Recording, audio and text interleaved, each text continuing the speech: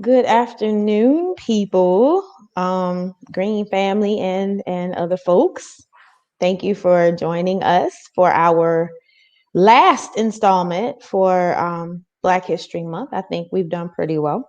It's Howie Hawkins, Mr. President, and I am Angela Walker. And we're going to be talking about imperialism and the diaspora, African diaspora today, which I think is a very timely conversation. We've got two really esteemed members of the Green Party that are joining us, one of whom is returning. She was with us for our discussion on reparations, which so many of you were here for and enjoyed with us too. So Howie, what you got? Well, I'm looking forward to the discussion. U.S. imperialism hasn't skipped a beat, going from Obama to Trump to Biden. We threw some bombs at the border of Syria and Iraq last week. We're supporting the dictator in Haiti. We got Africom all over Africa, but there are conflicts like the big one in Ethiopia right now that we're not really playing a constructive role. So there's a whole lot to talk about, and I'm looking forward to the discussion. Okay, and joining us for the discussion are, Sister Robin Harris, who is a member of the Green Party of Florida and former co-chair of the Green Party Black Caucus, and, righteous sister. So, Robin, we're happy to have you here with us.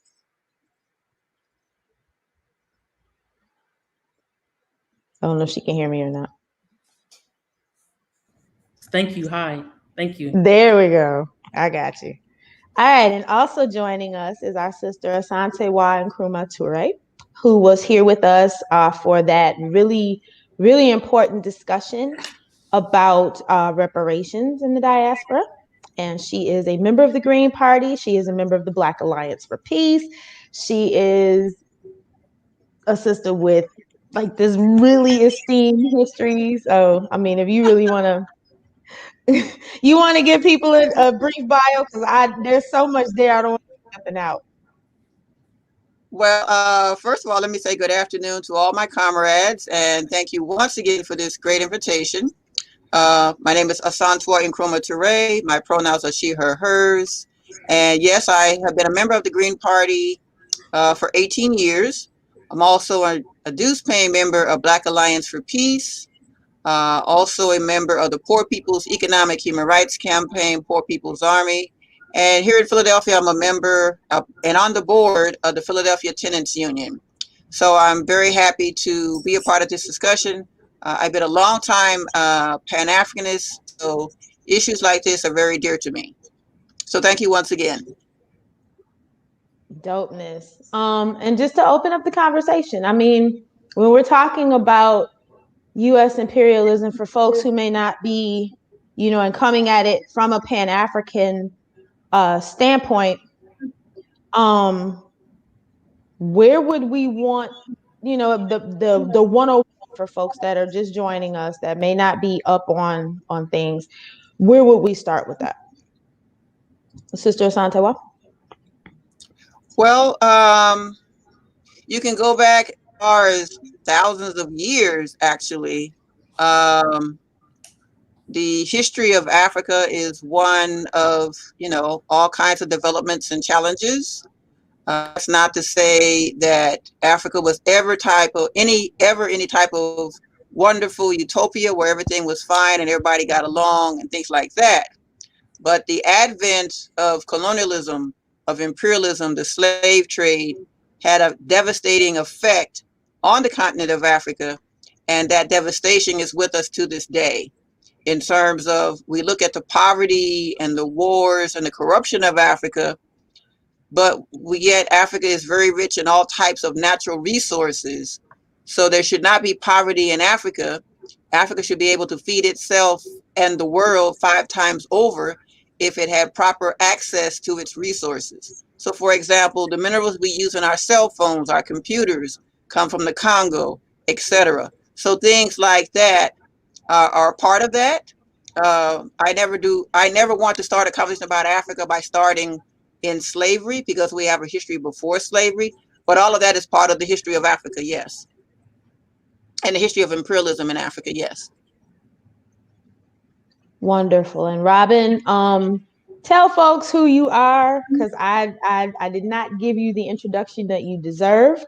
And yes, please tell us why, for folks who are not necessarily following the issue, why imperialism is important when we're talking about Africa and the diaspora, to not leave that out of the discussion.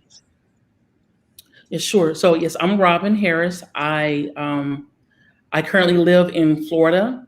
I'm originally from Texas, but I live in Florida, where I am the co-chair along with LeBeau Capnew. And so yeah, we're very happy here. And so I'm also a member, former co-chair of the National Black Caucus. Now I am helping leading a group with other wonderful, amazing people for a Black agenda, and I do a variety of things here in the state and my city. And so I'm glad to be here. And as far as your question, I think it's important to lay a foundation, educate about imperialism, because many of us don't know where to start the fight.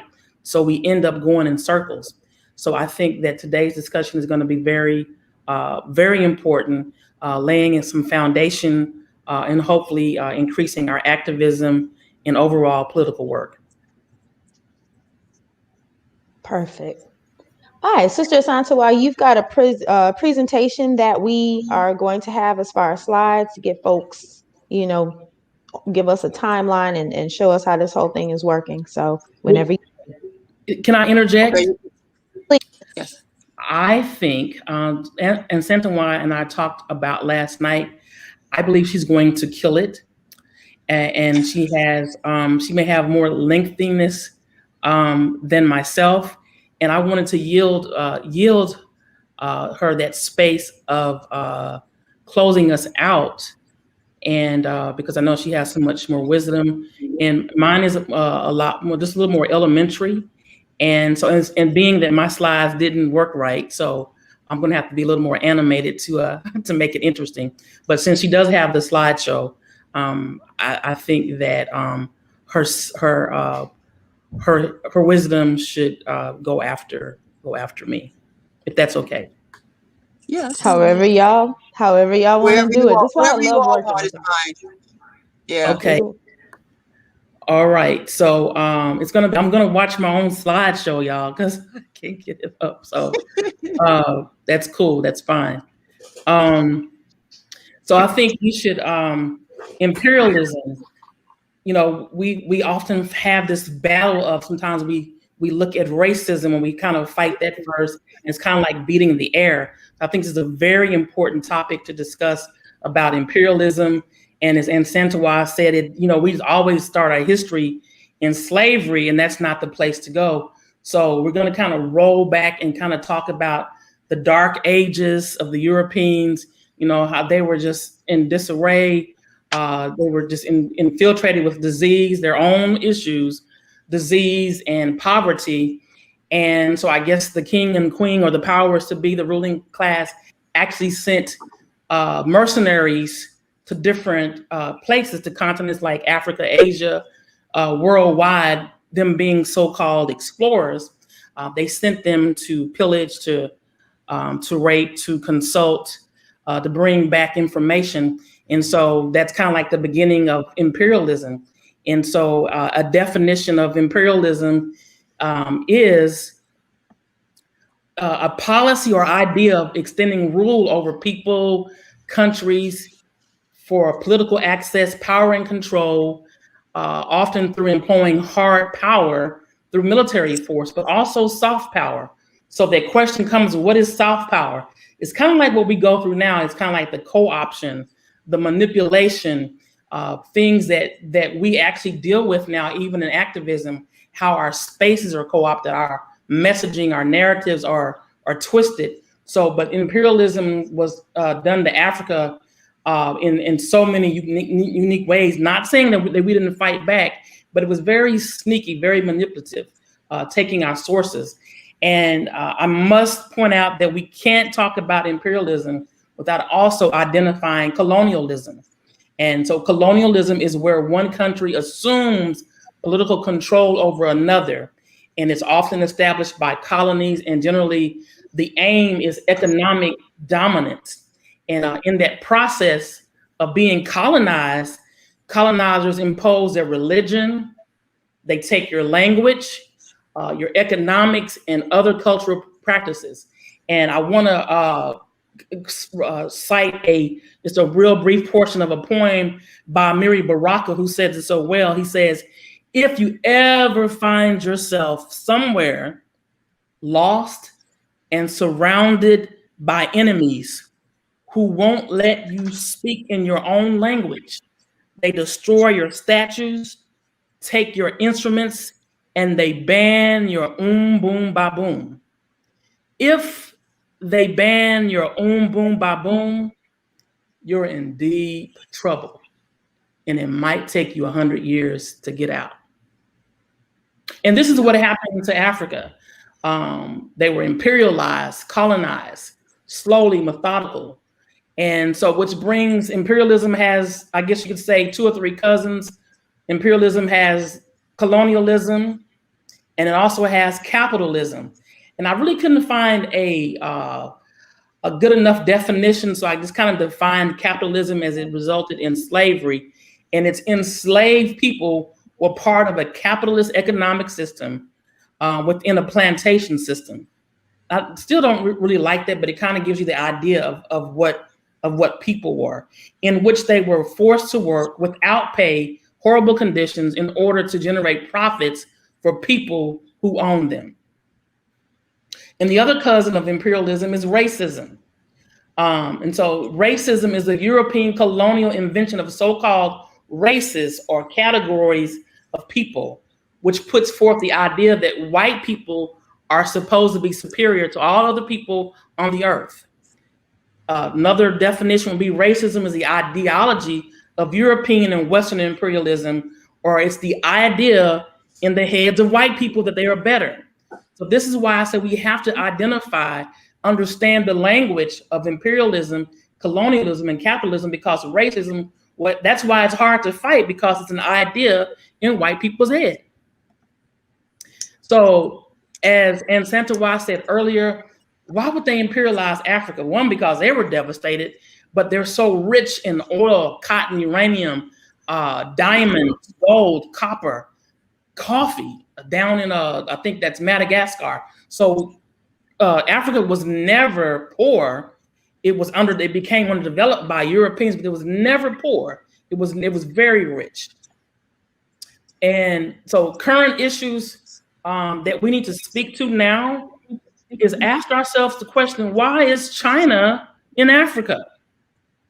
To me, I think it's another imperialistic move. Also, we have the presence of not only Africom, which I'm sure that Asantewaa will speak to, but all these NGOs like Save the Children or Save the People, some type of neoliberal tactics that they're there, but yet we keep, for at least 30 years, I've been seeing the same little kids, save the African children, but yet these NGOs, non-governmental organizations, are present on the continent, but yet they're still depleted. So we have to ask ourselves the questions, what's really happening? It's imperialism, it's colonization. And so also how that compares to where we are now, or the solidarity or the intersection is, think about, we talked about Africom just a little bit, but the same military occupation that goes on in Africa or worldwide, we have the same in our marginalized communities. We have military presence and their equipment. So we call for the end to the 1033 program. In that now, and that program is a surplus of military equipment that's sold to our police, our policing enforcements, and of course those are used on regular people like you and I. Tear gas, the same tear gas that was used in Palestine and or Syria or other places, they're using it right now on our children. In Florida, about 3 weeks ago, a young girl was tear gassed. So but it's the same fight. It's imperialism. So I think I'm going to bring that to an end now, and I look forward to hearing what my comrade has to say. I appreciate you, Robin. And I think that, one of the things that you touched on, I know that Asantewaa is going to be doing the same thing, is making that connection between what is happening to marginalized communities, particularly Black folks, within these borders, and the way that U.S. imperialism operates in Africa and throughout the countries of the African diaspora. And so I think that those connections are absolutely essential for folks to understand when we're framing our discussions about reparations, when we're framing our discussions about international solidarity, when we are talking about, as Asantewaa mentioned, Pan-Africanism, why that's important. I think that, making sure that people don't lose that connection is extremely important. So I'm really glad that you brought it up. And Sister Asantewaa, I'm about to cede the floor to you. Okay, thank you, and thanks for your presentation, Robin. Thank you. Shall I start my slides now? Angela? Yes, please. Yes, please. Should I start oh, okay. Sorry. Okay, I'm going to start my slides now. Hit share screen. Hit the blue share screen. Application window. There we go. Share. All right. Can everyone see that? Can everyone see that? We can. Yes. Oh, okay. I'm sorry. I didn't hear you. Okay. So I'm going to go through this, starting with imperialism in Africa. And just want to give an overview of examples of our resistance. So in terms of, as I said before, Africa has never been some utopia of perfection and great things all the time. If I may give one example that's not on the slide here, I talked to many of my people regarding homophobia and transphobia. And what I found, and what historians and researchers have shown, is that what we in the Western Hemisphere call homosexuality or transgender people did indeed exist in Africa before colonialism, but it was not criminalized. The criminalization of homosexuality, of transgender people, etc., was criminalized with the advent of colonialism. So we need to keep that in mind. So again, Africa is not a perfect place, but there are certain things that were different in our history and our historical development. So we can, definitely come back to that at another time. But, oops, going to this slide. All right, the Berlin Conference and the Scramble for Africa. So the Scramble for Africa was started off by the Berlin Conference in Berlin, Germany, November 1884 to February 1885. So imagine having a conference for several months where different European countries and the United States discuss and make decisions on dividing up the continent among themselves. And of course, there were no African countries present for that discussion. Okay, so let me, bear with me here. Here we go. Okay, I'm going, there we go. All right, what did our resistance look like? Our resistance to imperialism, to colonialism, took many forms. Sometimes it was protests, as we see here, the women of South Africa protesting against past laws. Sometimes it was conferences, the All African Peoples Conference of 1958 in Accra, Ghana. And the picture on the far left, believe it or not, that is Frantz Fanon speaking at that same conference. Our resistance also took place in terms of war and battles, things like that. Some battles that we won and some that we did not, but we have always resisted. Okay, the series of Pan-African Congresses began in July 1900 to October 1945. The first one was in July of 1900, organized by W.B. Du Bois, Henry Sylvester Williams of Trinidad, and others. Dr. Du Bois is later known as the father of modern Pan-Africanism because he played a leading role in all of these between 1900 and 1945. One of the notable speakers at the first one was Anna Julia Cooper, author of A Voice from the South by a Black woman of the South. And it is known as one of the first major Black feminist texts in the 20th century in the United States. Also that same year, Asantewaa, who I named myself after, mobilized her Ashanti people to fight back against the British as they sought to take the golden stool. And of course, there were the others there as well. The last one, in 1945, the Manchester Conference, that one is seen as a key one because that was a few months after the end of World War II, and it launched the modern anti-colonial independence movement throughout the African world. Okay, so many African people take great pride in Ethiopia because it was never outright colonized by Italy, but less known is the fact that there were men and women of African descent here in the United States that signed up to volunteer to go to the country to fight in the Second Italy-Ethiopia War of 1935-1936. The U.S. said, no, you can't do that. We'll send you to prison, but a few made it anyway.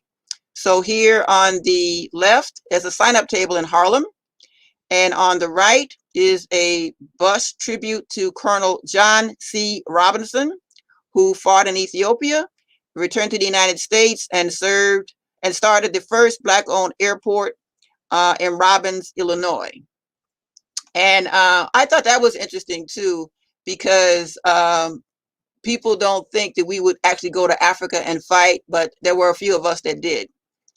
Next slide here, we have Kwame Nkrumah, the first president of independent Ghana. Dr. Martin Luther King Jr. and Coretta Scott King were both in Ghana in March of 1957 for the independence ceremony. Here we have Nkrumah with Du Bois and Shirley Graham Du Bois. This is in the early 1960s. Some of you may know that toward the end of his life, Dr. Du Bois and Mama Shirley moved to Ghana, and he died there in August of 1963, around the time that the March on Washington was happening. Okay, again, that's Mama Shirley with Malcolm X, also in Ghana, and she played a key role in setting up his appointments and meetings and basically showing him around different things in Accra, Ghana.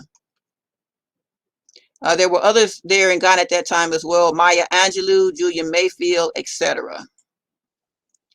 Again, Shirley Graham Du Bois wrote a book about Gamal Abdel Nasser.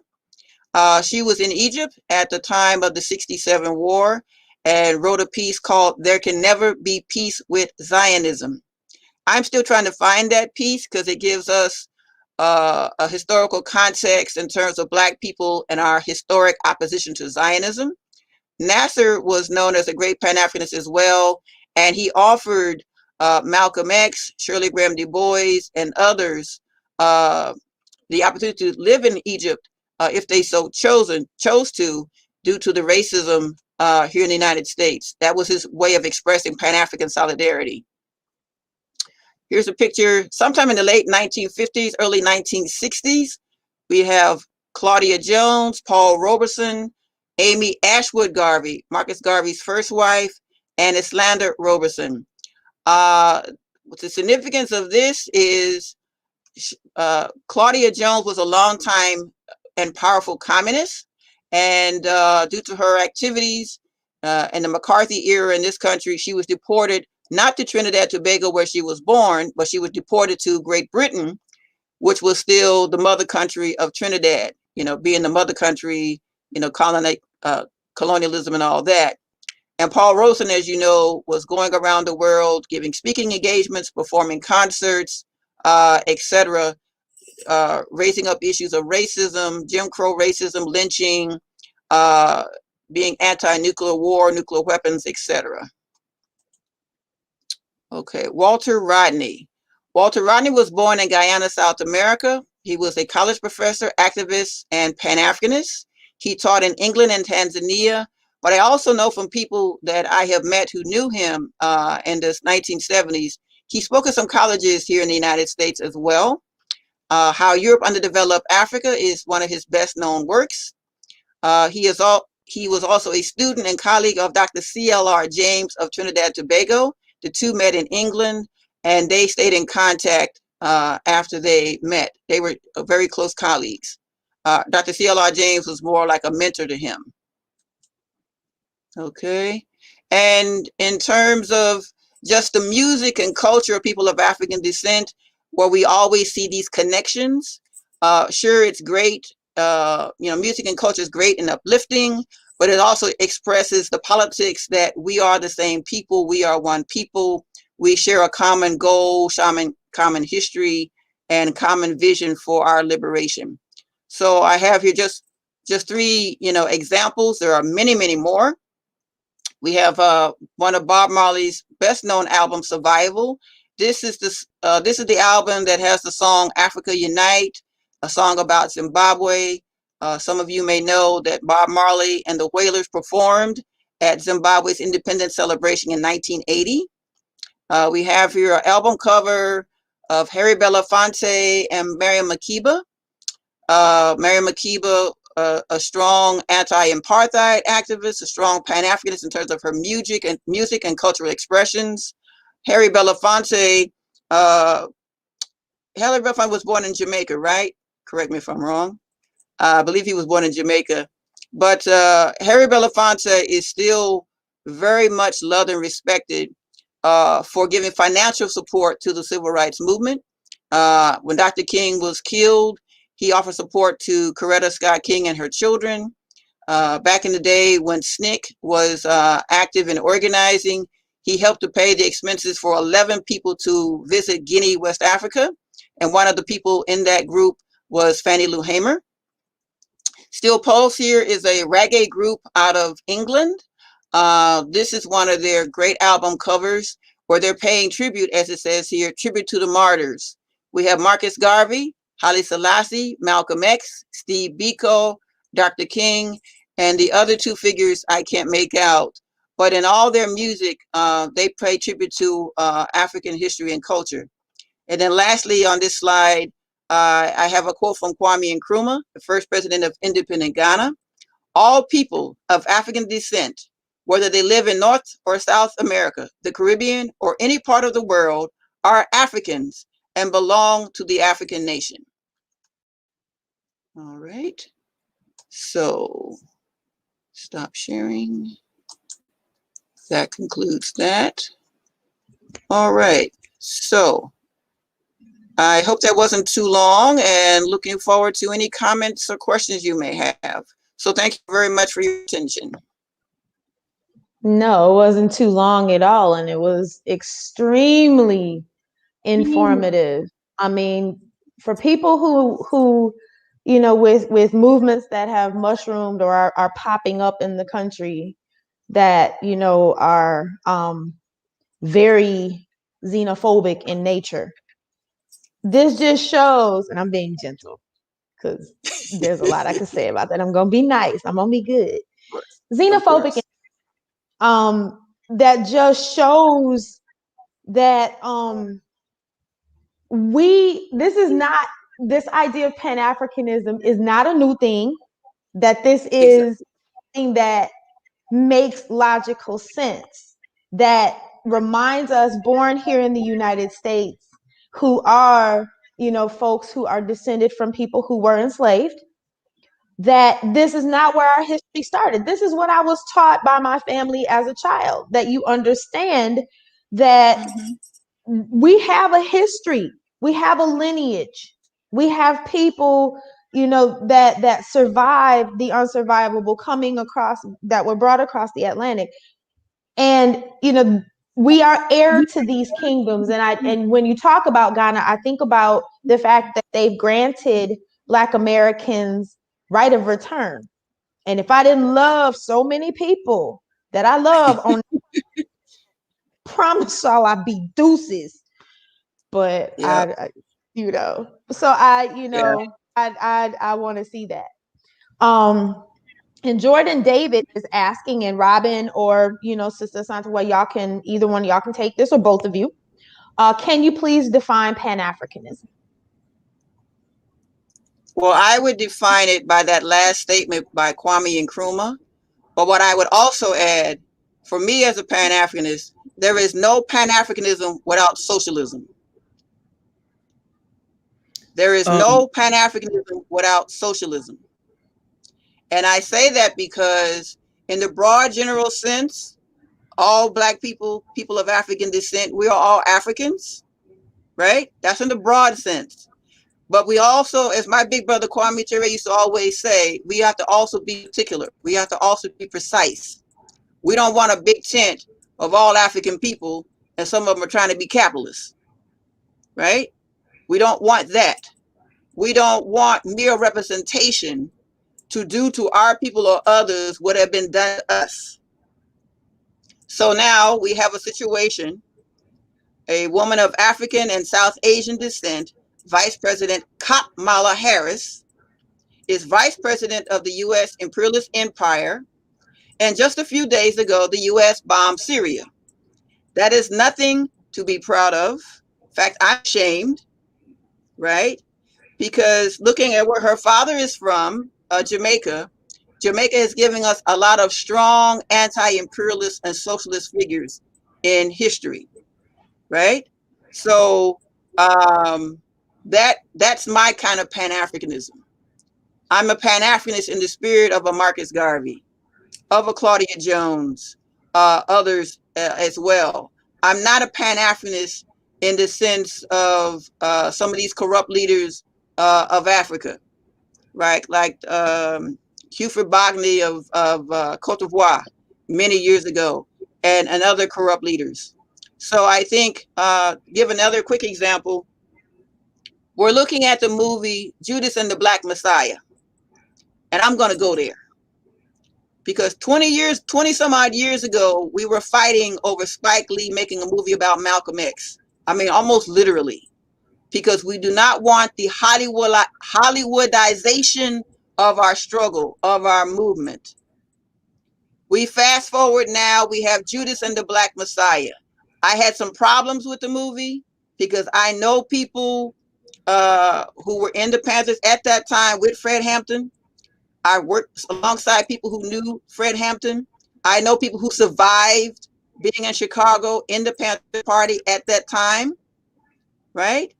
So I had my concerns, but many of us were also concerned, if you do that with Malcolm X, now you do this with Fred Hampton and the Black Panther Party, what's next? And now we got a what's next already.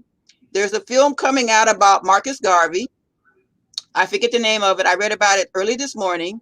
And the film is going to be about a Black man who joins Marcus Garvey's UNIA as an agent of the quote unquote FBI because he's disgusted with both Marcus Garvey and the US government. Now think about that for a moment. Marcus Garvey and the UNIA were active in the 1920s and 30s. And I need to research it more, but the forerunner to the FBI was the Office of Security Services, OSS. As racist as J. Edgar Hoover was at that time, I can't imagine them having any Black members, even as informants. But I'll research that. But here we see the continued assault on our militant and revolutionary leaders with movies and books and what have you. And that's a problem, particularly in the era of Black Lives Matter, particularly in the era of other things going on where more young people are joining organizations, they're protesting, they're reading more about socialism, etc. So this is something that all of us have to be aware of.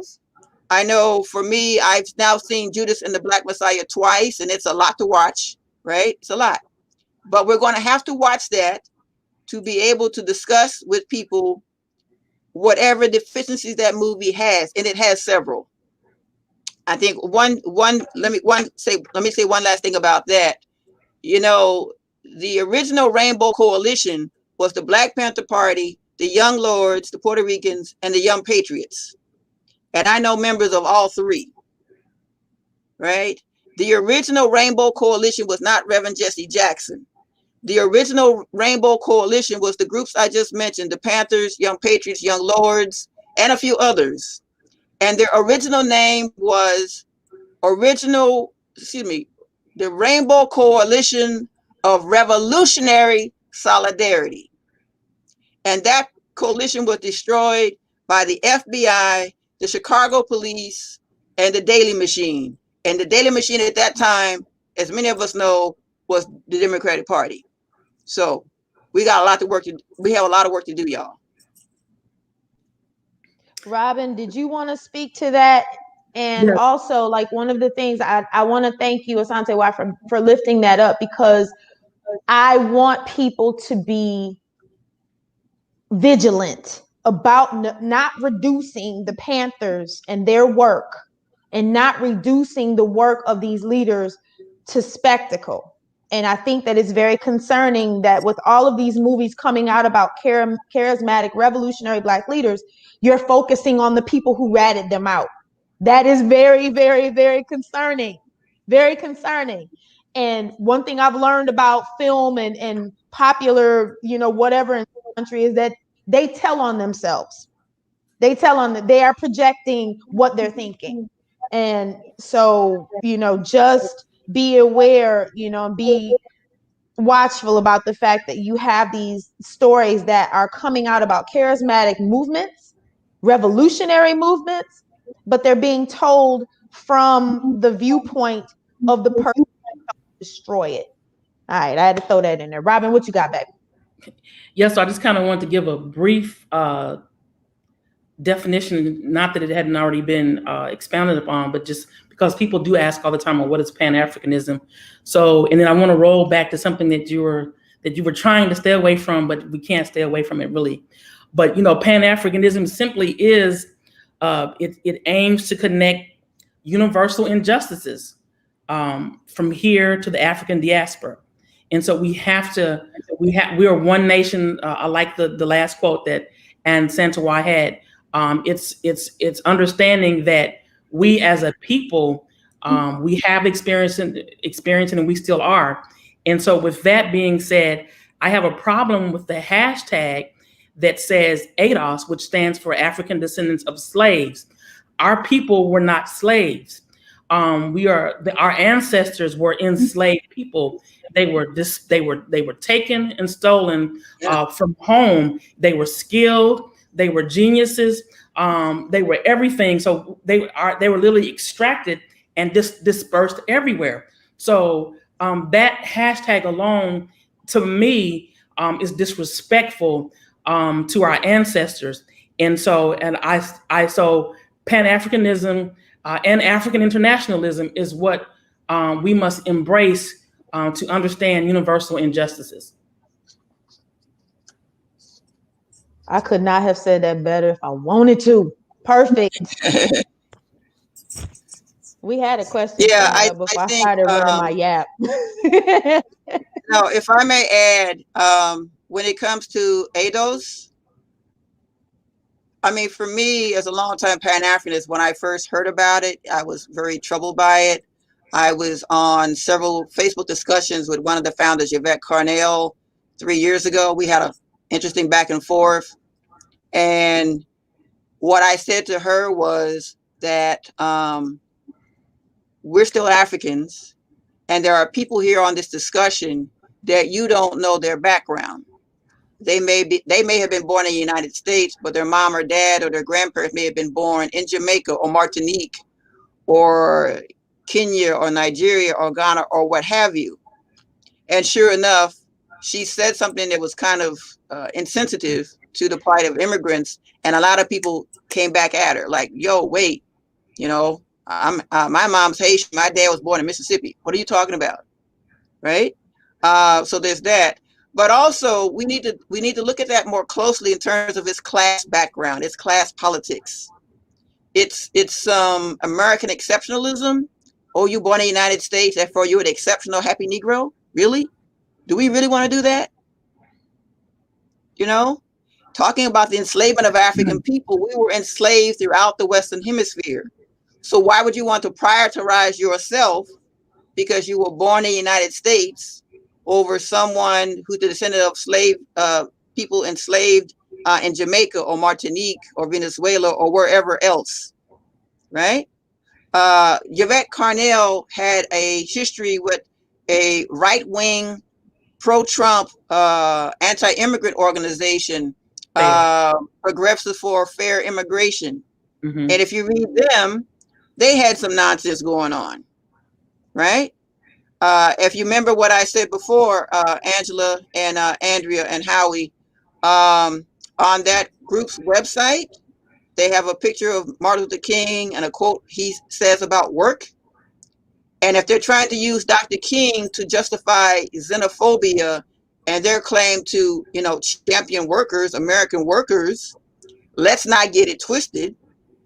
Because as I said before, and I apologize for being redundant, but Dr. King, on his way to or coming back from getting the Nobel Peace Prize, he made a stop in London, England, to say hello and give greetings to Mama Claudia Jones, who at that time was organizing against the racism in Britain's immigration system, right? And he wrote her a little note. I couldn't find it on the internet, but I've seen it before. So you can't use Dr. King to justify your Afrocentric xenophobia when he himself visited Jamaica,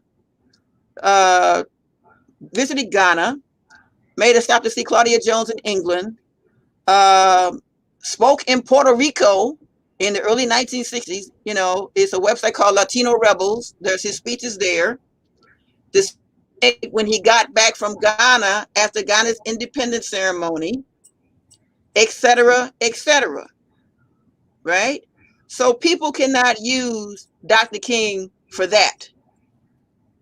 Because some of us do study this history and we're digging it up the best we can. And again, we need to seriously look at the class politics of these EIDOs folks. Because wrapping yourself in an American flag is not going to help you or save you, and nor does it be a good example for your cause. We're not having that. My soul is rejoicing right now. Yeah. I'm just telling y'all. And there's two quotes. Eric Gray, before I jump to you, to Tame, one of our sisters that's with us. If y'all not following her on YouTube, y'all want to. She just made the comment, they won't highlight the reason that they were scared enough to spend millions to take down these leaders and movements in the first place. We're not going to tell that in Hollywood. So when I read that, I was like, thank you, baby. Thank you. Thank you. Yes. All right, yes. Eric Gray, what you got to say? Hey, darling. How can we as Black people channel this knowledge into actionable political power? Baby, you in the right place with the right folks. Which one of y'all want to take that first? Yeah, go ahead, Robin. You go first. Yeah, just real quick, Eric, that's a really good question. And I know Asantewaa has been on the field a lot longer than myself, but I feel that we first must be self-determined. That means you have to be willing to leave the duopoly system and all of its residue, and understand what it means to build political and economic power. That means organizing outside of that machine apparatus. That's what I would say would be my first thought. Yeah, to Eric's question, channel this knowledge into actionable political power. You have to join an organization.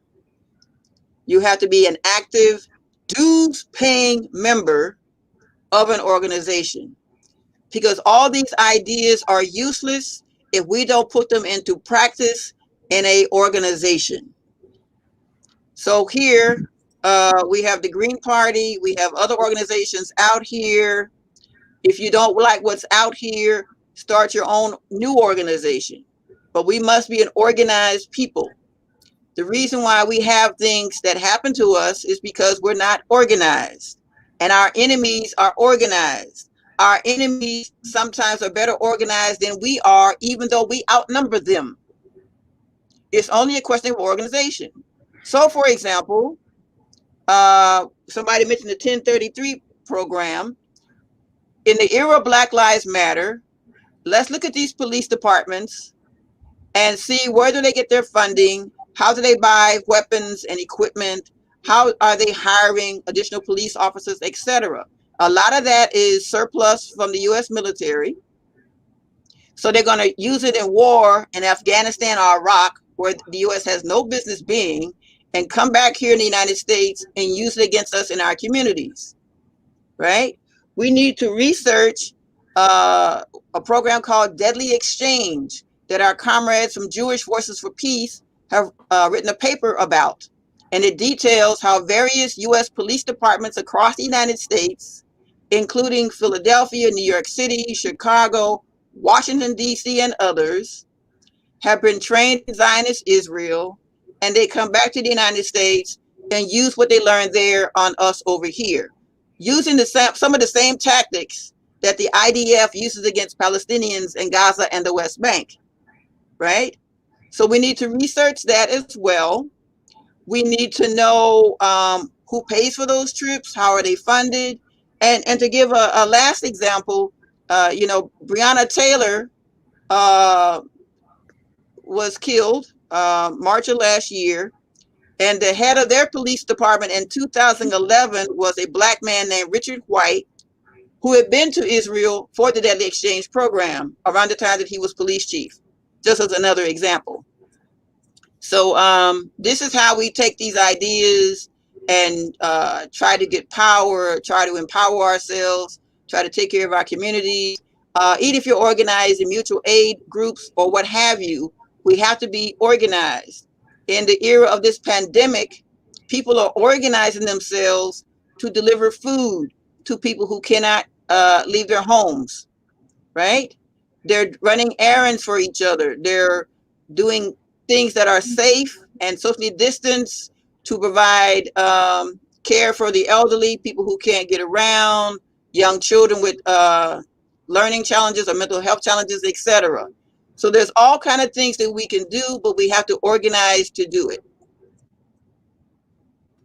And I think this is a really good segue to something that we have touched on, but a lot of folks may not be aware of, and that's Africom and what Africom actually is. So, whoever, either one of y'all that wants to start this off and, kind of let folks, let our Green family following and other folks that are joining us. When we talk about Africom, what are we talking about? Well, Africom is a continuation of the militarization of Africa. It began under Bush, but expanded under Obama. And right now there is U.S. military presence and or bases in 53 of 54 countries in Africa, even though the United States is not officially at war with any African country. So why are they there?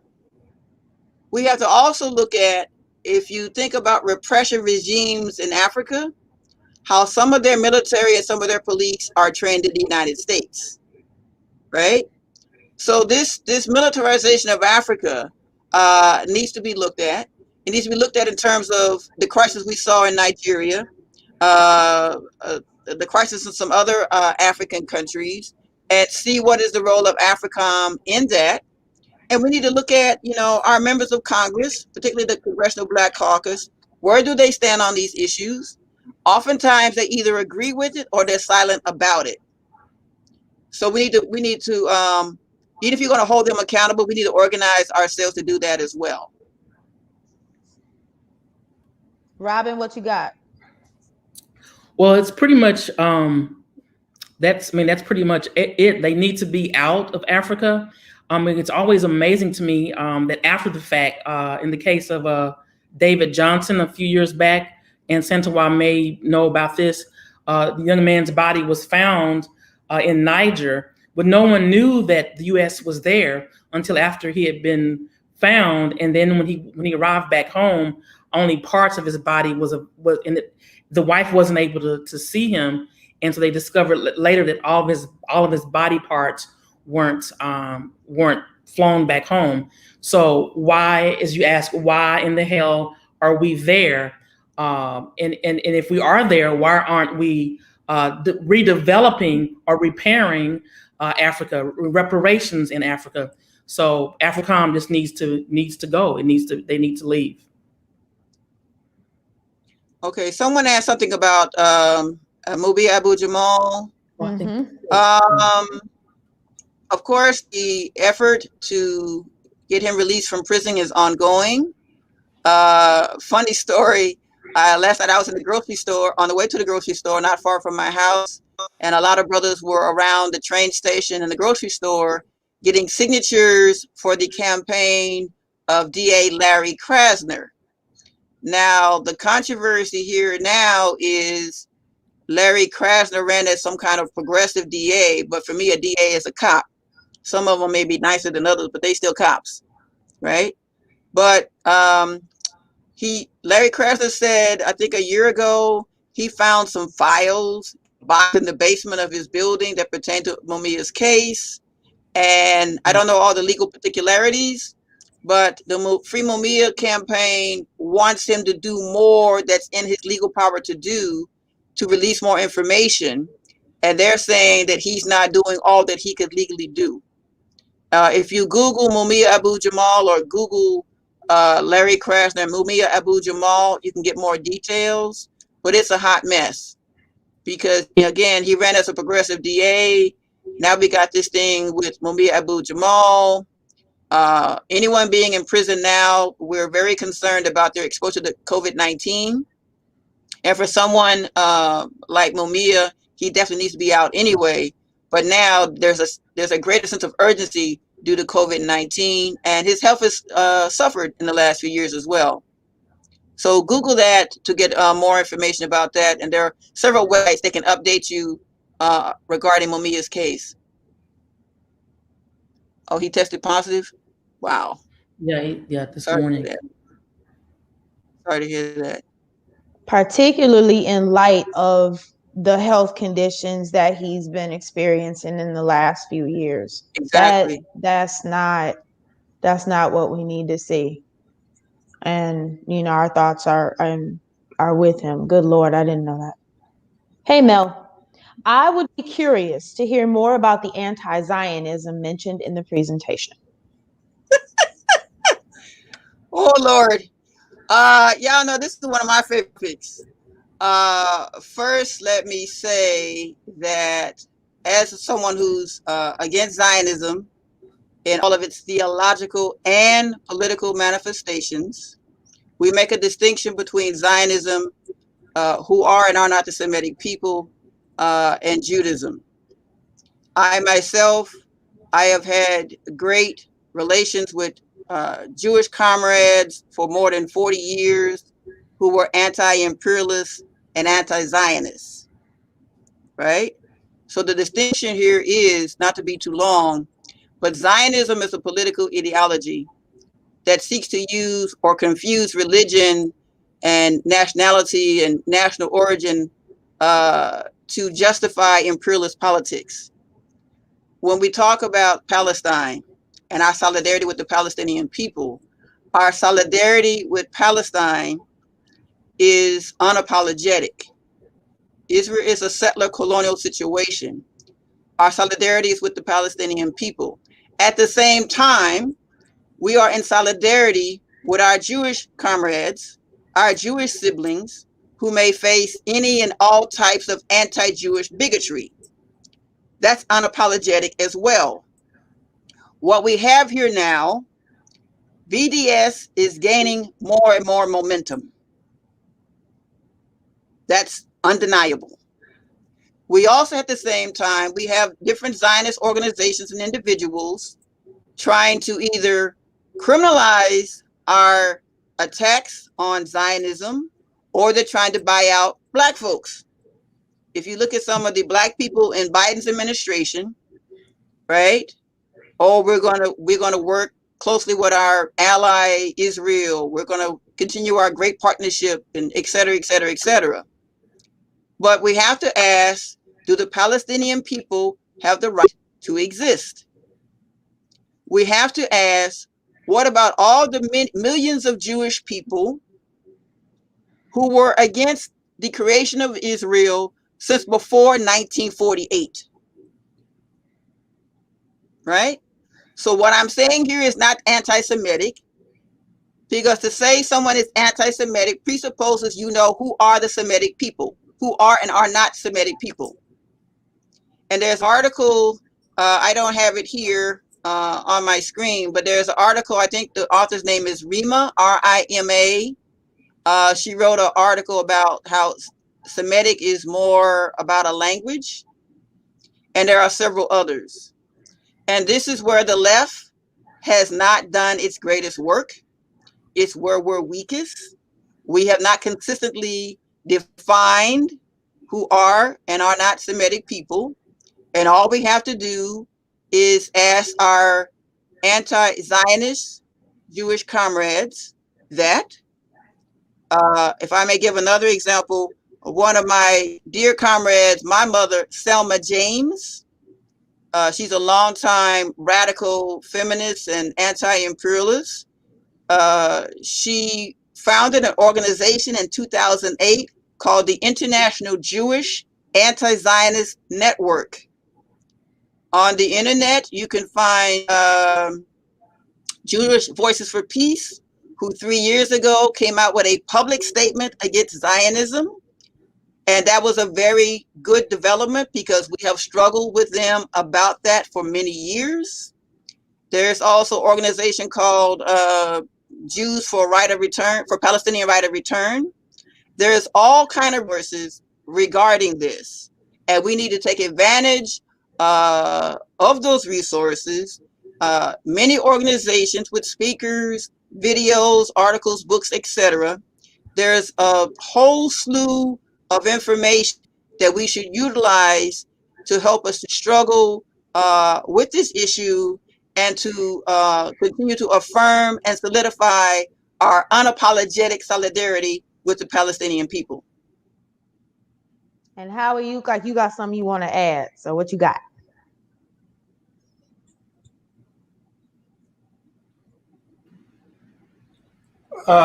On the question of Zionism, no, I think it was covered. I would add about Africom. The U.S. rationales were there to fight terrorists. And there are, religious fundamentalists kidnapping other African people for their own reasons. And Africom, as Asantewaa said, we got Africom in 53 or 54 African countries. And this terrorism expands, as it has in the Middle East where we intervened. There's not a military solution to this. Now, you need to respond when people are kidnapped, but African countries can do that on their own. An example of where we really screwed up was Libya. The African Union had, plans to have peace negotiations. We totally ignored them. We just went ahead, wiped the country out. The faction that grabbed Gaddafi and ended up killing him, we let them, in fact, Hillary Clinton cheered that on, which only made things worse because that's a divided country too. And now we got, for example, in Ethiopia, we're having a big fight. The ruling party wants to turn Ethiopia, which was traditionally a federal country with each ethnic group in different parts of the country, having a lot of autonomy. And now the central government wants to centralize everything. And Tigray resisted, and now they've been invaded by the Ethiopian army and ethnic militia groups from other ethnic groups. We're an ally of Ethiopia, Africom. What are we doing about that? We ain't doing nothing about it. Africom is about dominating Africa for the benefit of our global corporations that want minerals or cheap labor or markets to sell in. So Africom rationale is terrorism, in fact, is participating or turning its head as terrorism is conducted like in Ethiopia right now. So I just want to make that clear about Africom. And another country hasn't been mentioned is Venezuela. That country, half the people are of African descent. And Biden is continuing the policy of Obama and then Trump, in that we get to pick, the U.S. gets to pick the president of Venezuela, not the Venezuelans. If that isn't imperialism, I don't know what is. So people are asking, what can we do? You know, there are a few things. Get Africom out of Africa, get the U.S. out of Venezuela, and stop supporting this dictator in Haiti, whose term is up. Yes. And the U.S. is saying, well, he gets another year because he wants one. Yeah, good point, Howie. And we should also say, anytime the U.S. has sanctions against a country, sanctions are an act of war. So to the extent that we have campaigns and sanctions, let's continue those efforts. Excellent points. And I'm looking to see if we've got any more questions, because I don't want to keep y'all on here, even though I could, because I feel like I've been taken to school today. I feel like I went to school today. And shouting out how many of my family is here. You know, Baba Derek Rogers was in the chat.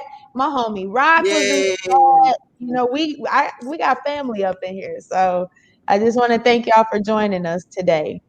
Well, let me. Can I just say this? Yes, please. To the audience who's listening or watching us today, this is the Green Party. This is what the Green Party stands for. This is what we can do, right? So I would urge you, you know, I know your grandma told you don't come back to the Thanksgiving if you don't vote. And you know, Nana told you if you don't vote for Biden, don't come over the house for Christmas. You know, don't come by the house. But these are some serious political issues that the Green Party is addressing. We don't claim to any perfection, because politics is not about perfection, it's about justice. So when you're ready to leave the Democratic Party, come join the Green Party. The majority of eligible voters in this country do not vote at all. The Green Party, we're going to go get them. We're going to go get them. We're going to organize. If you want something better, we have to be willing to organize and fight for it. And for me, it's the Green Party. So for those of you listening or watching today, I urge you to join the Green Party. Go to our website, drop some coins in that donation part of the screen on the website. Hey, because we all need coins, right? Help us out, donate some money, donate some resources, call a local chapter in your area and see what we need, see how we can register you to vote, see how we can get you plugged in and doing some Green Party work.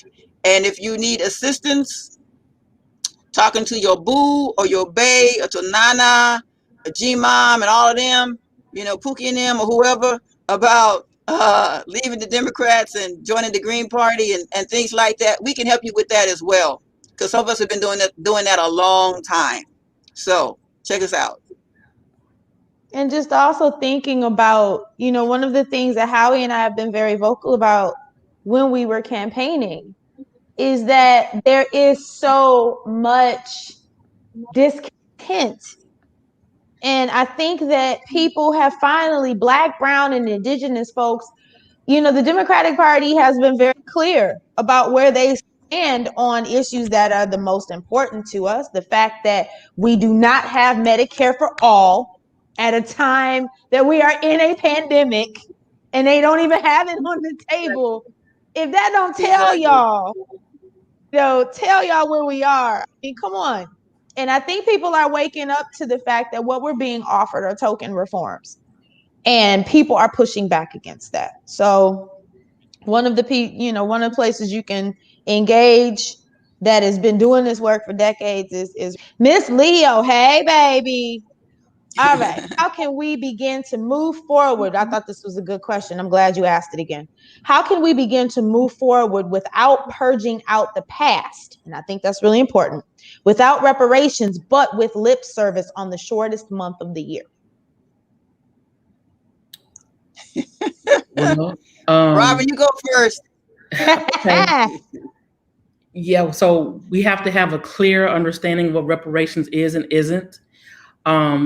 I think there's all this excitement over a check, an imaginary check at that. Understand that HR 40 is only a study commission gathering facts and information about what reparations should look like. And it's be very careful of groups that are just focused on a check, because think about it. If you only get a check, that doesn't repair what's the damage that has been done to us. And that's why we're here talking today about imperialism, colonialism, all the things that have gotten us in the position that we're in too.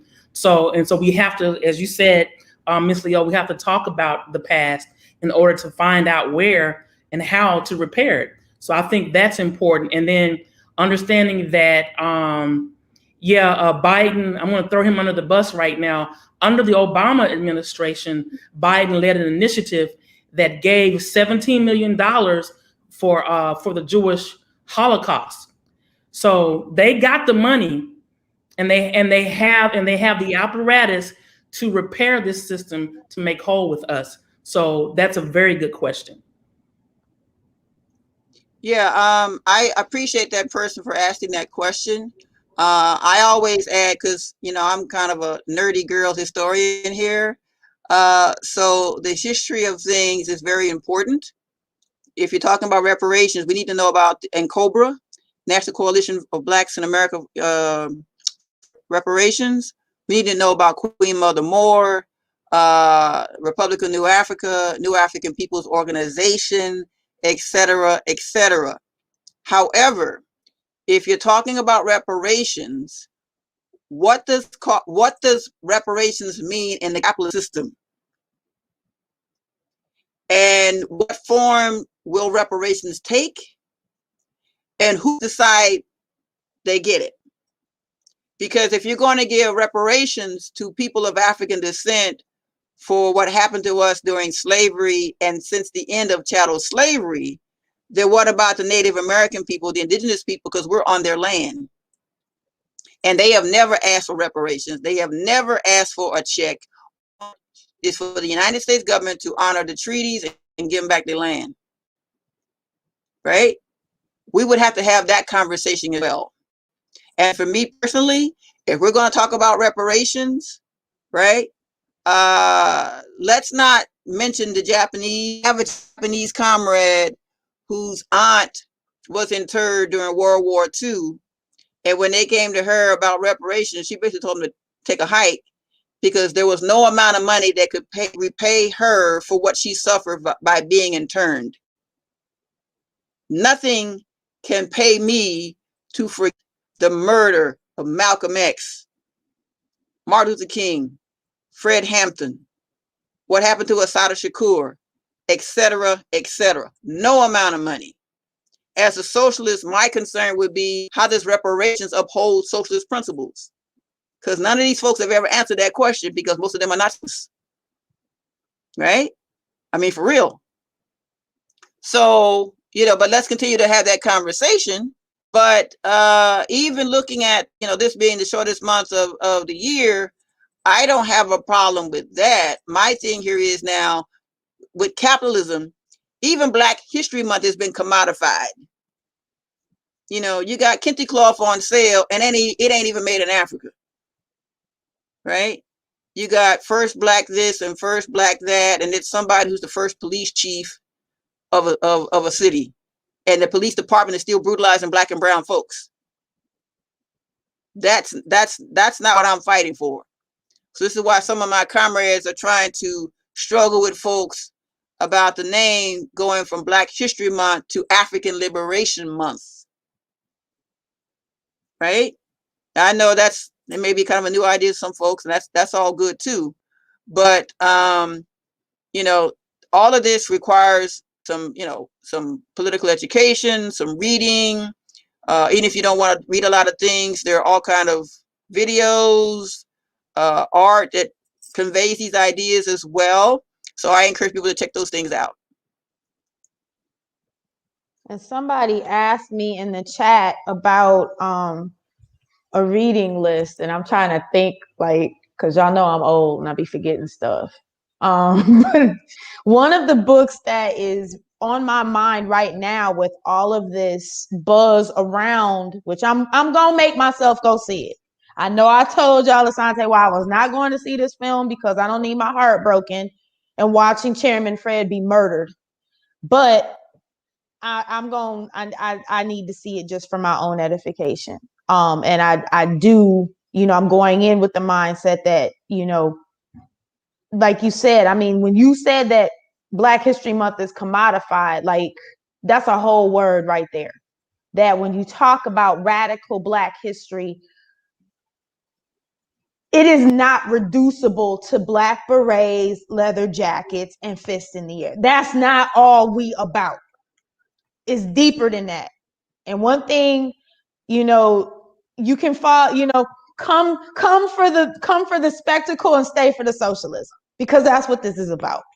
And so I let the spectacle bring you in. That's fine. It's sexy, but stay for the socialism, because that's who these folks were. And that's what gets downplayed by Hollywood. So I just need to say that. So I appreciate that. And what were you going to put in the chat, boss? I know. Hey, Eric, I know that I've brought up the ridiculous police budget of $50,309,000. God, that my city of Fort Myers, Florida, and Fort Myers ain't even that big. I know Fort Myers. How do I get more Black folks in my city to understand how to utilize political power to fight this? Robin, I'm gonna start off with you because you're a Florida person.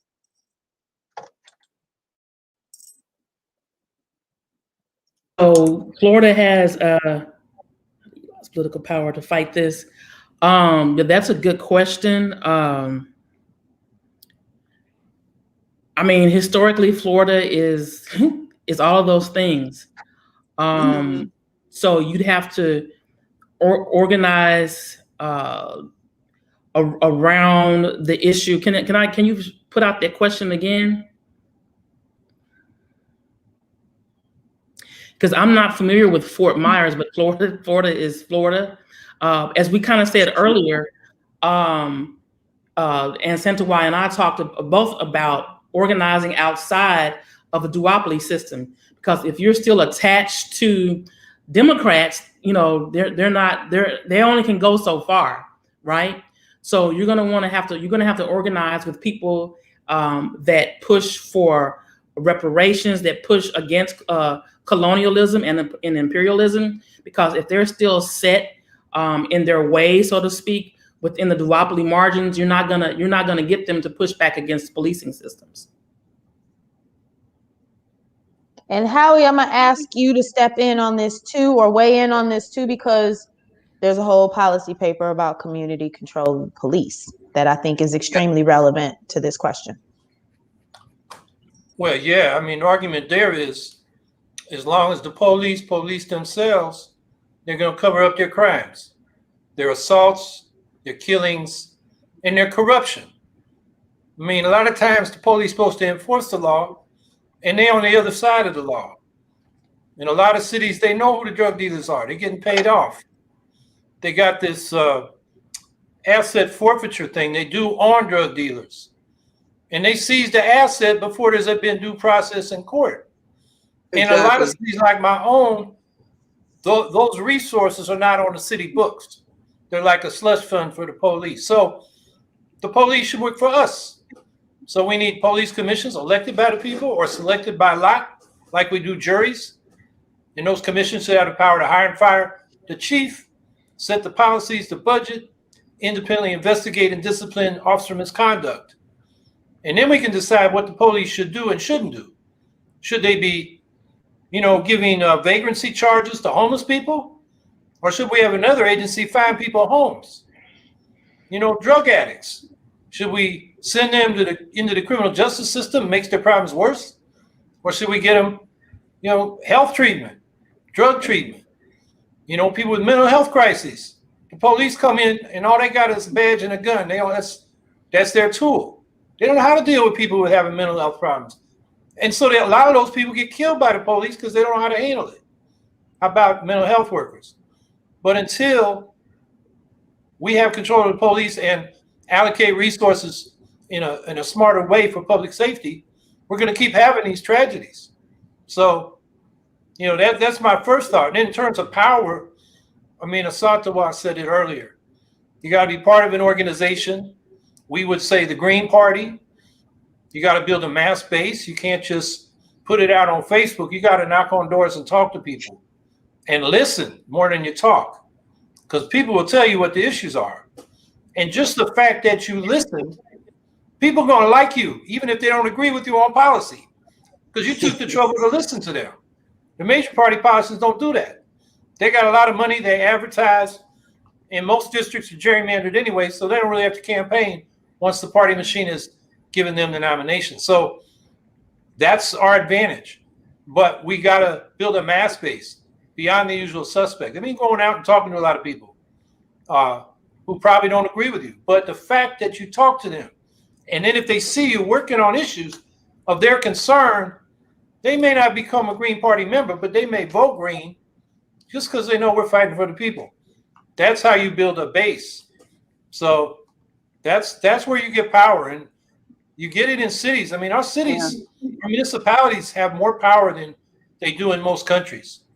You know, we can tax, we can purchase, procurement, we can set laws, ordinances. We can even take things over by eminent domain, like your investor-owned utility, make it a public power company.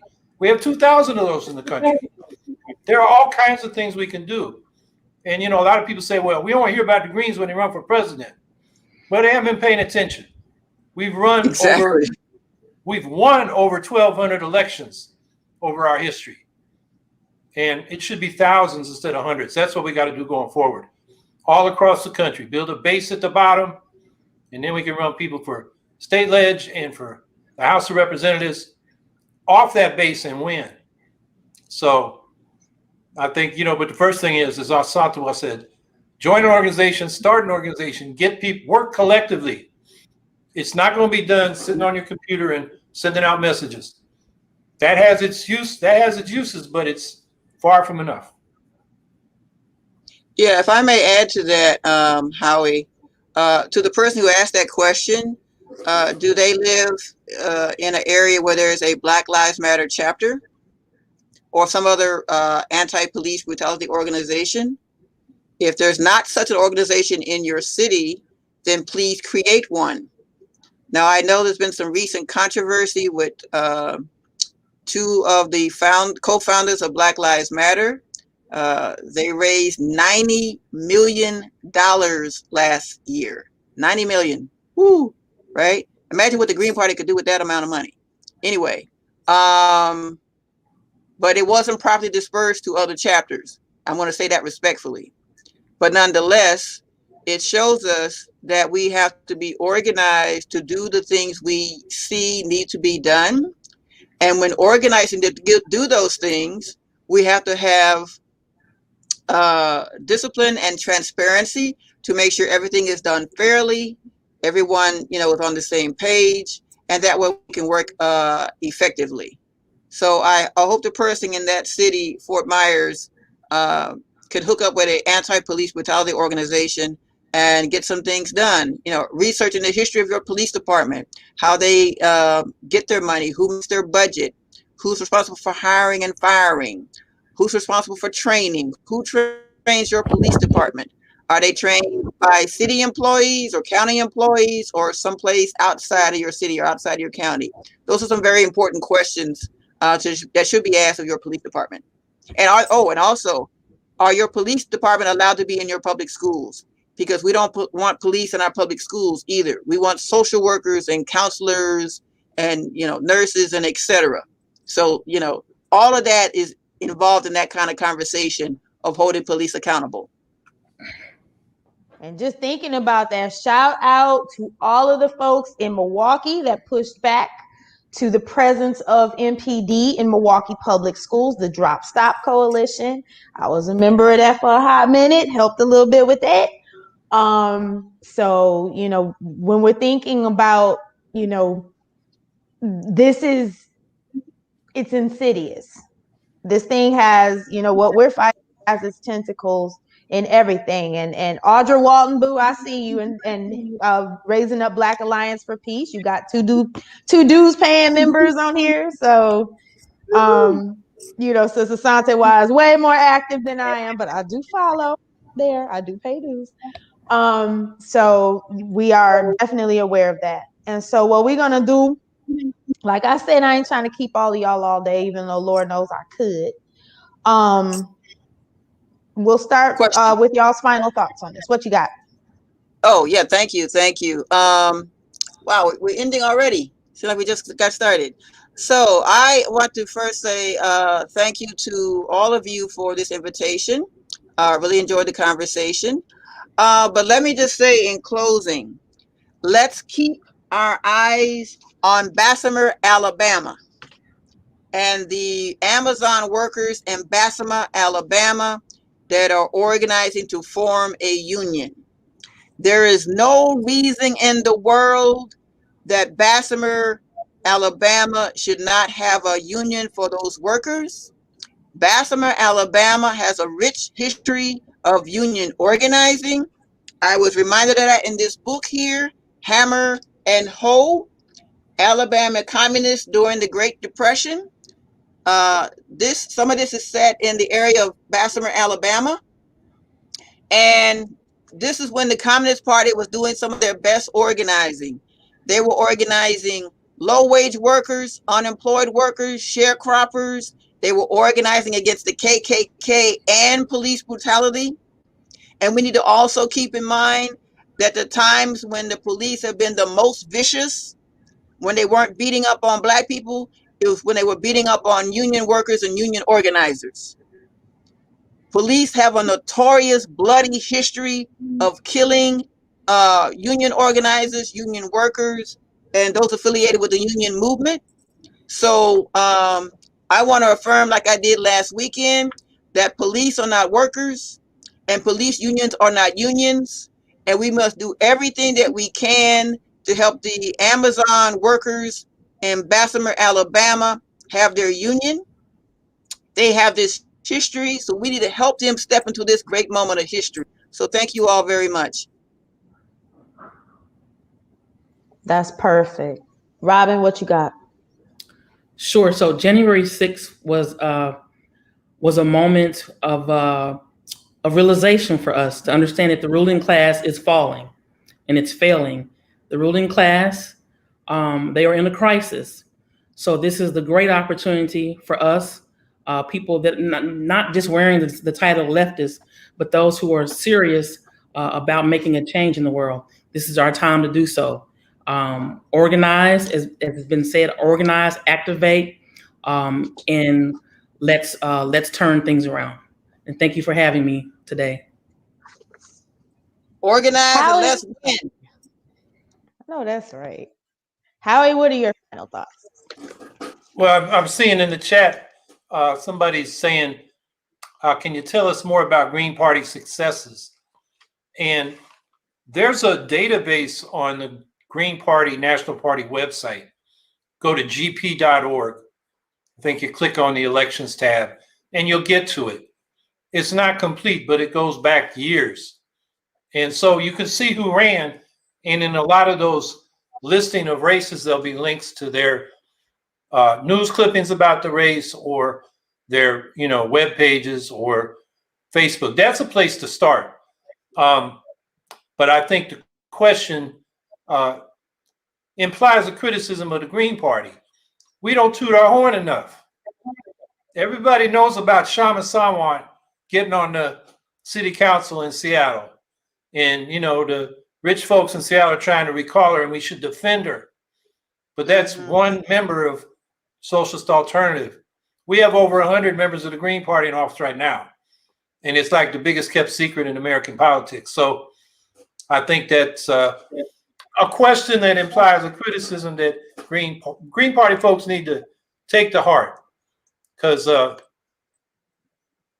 we've done that. And the other thing is we've been around 35 years. With all these attacks on us, there have been much better funded efforts, the Labor Party in particular, with all those unions supposedly representing 6 million workers. although the union leaders that signed on really didn't want to break with the Democrats. But, you know, that was an effort that came and went, and I could name a bunch of others. We're still here because we do have a grassroots base. We could be better organized. We could be better funded. We could be doing a lot of things better. But on the other hand, we've survived and we got people in office. And, you know, it's not just park boards and school boards, although those are important. There was just a clipping about how they got rent stabilization passed in Minneapolis under the leadership of Cam Gordon, who's been a Green City Councilor since 2005. We need to tell these stories more. I agree. Yep. And that was our green sister Diana, my homie down here in South Carolina, my homegirl, that was asking that question. And yeah, I mean, I think that you're absolutely right, Howie. We don't talk about our accomplishments enough. So I think that's a big thing. And my final thought is, and I should have like repped it up, thinking about, you know, while there's all, because I didn't finish my thought because I'm jumping around. While there's all of this discussion about the Panthers, it's a hot topic right now because of the film. There's a book called Black Against Empire that I have that is, I think, one of the dopest reads concerning the Black Panthers and, you know, individual folks who were in the Panthers. One of my favorite, you know, is lifting up the ancestor Spurgeon Winters, who brought it to the CPD before they murdered him. So, you know, that hit me in my spirit right there. But Black Against Empire, and I don't have the author in front of me, but if you Google Black Against Empire, it comes up. You'll be able to find it. And I think that that's something y'all absolutely want to have. And of course, in my bag right now, I am rereading the autobiography, you know, Assata Shakur's autobiography written by Assata Shakur. So if y'all don't know her, you've heard me say that I am an Assata Shakur socialist. There you go. You want to check her out. So those are two. I know, Amy, you asked me some of what's on my reading list. Those are two big ones. And so I cannot thank enough, and I know Howie will do this too. Thank y'all, Asantewaa, and thank you, Robin, for taking y'all's time and bringing this knowledge and sharing it with our family today. Thank you, all of the family in the chat that took your time out of your Saturday to be here with us on this last installment for Negro History, Black History Month. I had to do it. African Liberation Month. Thank y'all for being here, and all of these dope discussions that happened this month. I am beyond grateful for. And Howie, what are you thinking? I'm thinking the same thing. You know, thank you for this discussion. And you know, people saying, why does Black History get the shortest month? You know, the idea of African Liberation Month, I kind of thought that was May, African Liberation Day, and there's a Malcolm holiday in there. But yeah, it's all in there. I mean, that was the original idea when it was Negro History Month. I mean, I took a class on Negro history. I'm so old, it was called Negro history when I took it. Ask Carter G. Woodson. We had to ask Carter G. Woodson. Right. We had to ask Carter G. Woodson. That was a joke, Howie. Oh, I thought you were just saying whose idea it was. Yeah. No. Carter G. Woodson created Negro History Week. Yeah, it was Negro History Week, and it became a month. Okay. Yeah. But the idea was history is part of understand your history, and you've been talking about this. Is part of figuring out how to get liberation. All right. Well, we are grateful for our family that were here, our family that are doing this, you know, hearing this live stream with us, family Black stage, yes. Family backstage, and we will see y'all on Tuesday evening for our normal live stream. Okay. All right, y'all. Thank you so much. All right. Good night.